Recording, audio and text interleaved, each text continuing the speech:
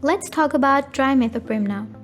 So the dihydrofolate reductase is the inhibition point where trimethoprim is going to act, and it is going to further decrease the synthesis of purine and pyrimidine. Trimethoprim is commonly used in combination with sulfamethoxazole, and the combination is commonly known as cotrimoxazole. Remember, when we were discussing the classification, I categorized cotrimoxazole in both of the categories.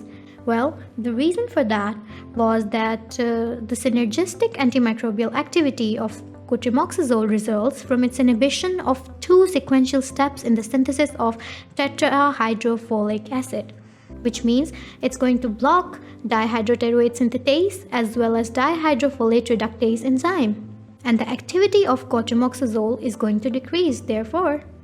If we talk a little about its uses, you must remember that cotrimoxazole is commonly used for urinary tract infections, water infections. It is also used in respiratory tract infections, for example, bronchitis. It is also used for ear infections, for example, otitis media, and it is also involved to eliminate the nocardiosis that is going to be present in the lungs, brain, and skin. So coming back to trimethoprim, it is rapidly absorbed following oral administration. Because the drug is a weak base, higher concentration of trimethoprim are achieved in relatively acidic prostatic and vaginal fluids. The drug is widely distributed into body tissues and fluid, including penetration into the cerebrospinal fluid.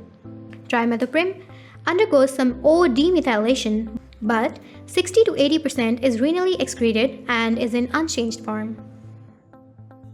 Trimethoprim can produce the effects of folic acid deficiency. These effects are going to be included in megaloblastic anemia, leukopenia, and granulocytopenia, especially in pregnant patients and those having very poor diet. These blood disorders may be reversed by the simultaneous administration of folinic acid, which does not enter bacteria. So that was all for trimethoprim. Stay with us as we're going to discuss quinolones next.